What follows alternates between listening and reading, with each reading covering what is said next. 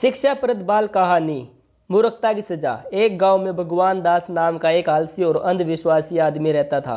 वह अपने आप को भगवान का सबसे बड़ा भक्त मानता था और यही कहता फिरता था कि किसी को कोई काम करने की जरूरत नहीं है, सिर्फ भगवान का नाम लेने सब कुछ मिल जाएगा। गांव वाले उसे कितना समझाते कि इस तरह निठल्ले बैठे रहना बुरी बात है, लेकिन भगवान दास किसी की बात नहीं सुनता था और दिन रात घर बैठकर इंतजार करता था कि ईश्वर आकर उसका भाग्य बदल देंगे। एक दिन बारिश के मौसम में गांव में बाढ़ आ गई। तब सरपंच ने ऐलान किया कि सब लोग गांव खाली करके किसी ऊंची जगह चले जाएं।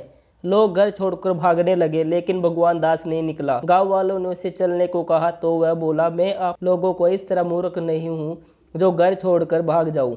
मैं भगवान का सबसे बड़ा भक्त हूँ, वो मुझे बचा लेंगे।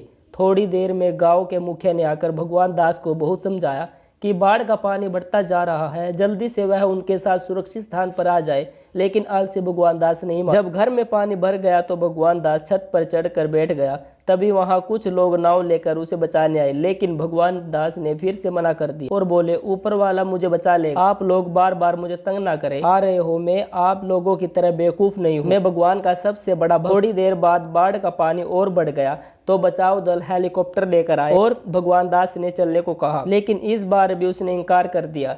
आखिर सब लोग उसे छोड़कर चले गए। जब बाढ़ का पानी छत तक आ पहुंचा तो वो बचाओ बचाओ चिल्लाने लगा, लेकिन उसे कोई बचाने नहीं आया और भगवान दास डूबकर मरने के बाद जब वह ईश्वर के पास पहुंचा तो भगवान से शिकायत करते हुए बोला, प्रभु मैं तो इंतजार करता रहा कि आप मेरी मदद करने आओगे, लेकिन आप तो आए ही नहीं। तब भगवान ने हंसकर कहा, आया तो था तुम्हारी मदद करने, कभी गांव वालों के रूप में, कभी सरपंच के रूप में, कभी नाव वालों के भेष में, कभी हेलीकॉप्टर कर्मी बनकर, लेकिन तुमने भगवान को पहचाना ही नहीं, इसलिए तुम्हें तुम्हारी मूर्खता की सजा मिल गई। तो बच्चों, इस कहानी से हमें यह सीख मिलती है कि ईश्वर किसी भी रूप में हमेशा की मदद करने आते हैं, क्योंकि वे सब में विराजमान है। इसलिए हमें ये सब का सम्मान करना चाहिए और अपना कर्म करते रहना चाहिए। धन्यवाद।